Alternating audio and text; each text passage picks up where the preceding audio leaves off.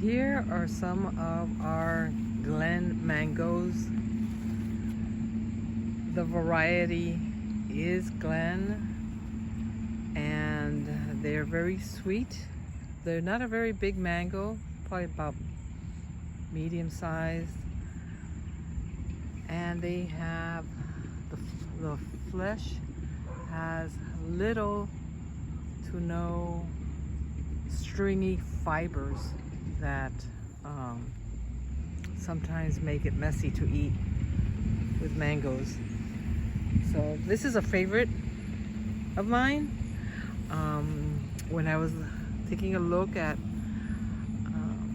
selection of different varieties of mangoes, I just love the way this mango tasted. It's special. It's sweet, fragrant, a good size, and again, no stringy mess in your teeth. So that's always helpful.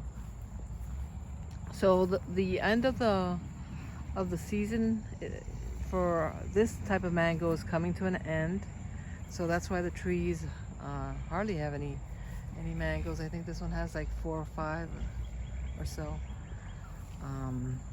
Then after that, we're going to go ahead and after the harvest finishes, we're going to go ahead and trim up the trees a little bit, tip them up so that we have cut them here and here.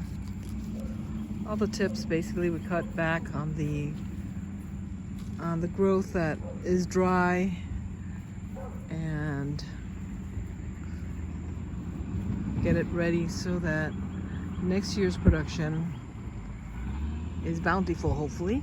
So we'll at least do our best to provide the best environment for the trees to produce their mangoes. As I have mentioned in other videos, we are also contemplating adding more mango trees. Since we're decided to keep them on the small side, we could ideally add more fruit trees, mango fruit trees, in between these rows. So right now we have 60 mango trees, and I believe it's 10 rows with 6 trees each row. So we could ideally add 40 more mango trees to make it a total of 100 trees, which you know, to get some income from it, and also to share with friends and family as well. But right in between here, would be like, for example, one of the rows right here would be a good place to, probably right here in between, in here, somewhere around here. Of course, we do have the irrigation pipe coming along through here, so it would have to be a couple of feet away from there. But still, it would create ample space to keep the mangoes a good distance away from each other and not shade each other out. So here's one mango I need to replace. So the next question is, do I want to keep with the Glen or go with another variety? And I believe the answer to that question is probably going to be go with another variety. Only because this Glen mango is an early mango, so it's one of the first to go out into the market, and maybe I would get a late mango late in the season, or just a different type, just to mix it up and have a couple of different varieties and extend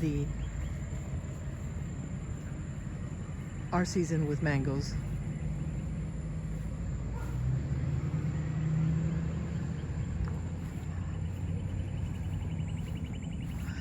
We do have one unusual variety of mangoes, which have to look up to see which one it is, which makes it an appealing mango only because the fruit is huge. And here we go. I'll show you. It's right around the bend here. Okay, we can get through here. But there's the tree right there, and at a distance you can see how large these mangoes are compared to, for example, the Glen. This is my hand, and it's much bigger than my hand, so I would say this is probably, oh my God, I don't know, 8 or 9 inches long, and the width is probably about 5 inches.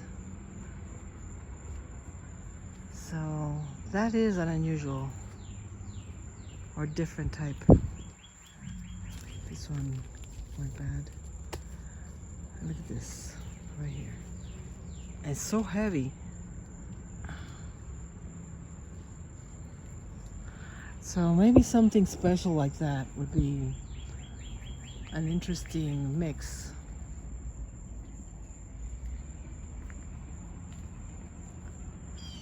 Well, gotta look into that. And this tree last year didn't have too many mangoes, but as I can see, there's a lot more this year, so I'll let you know what it tastes like. Okay, that's all for now.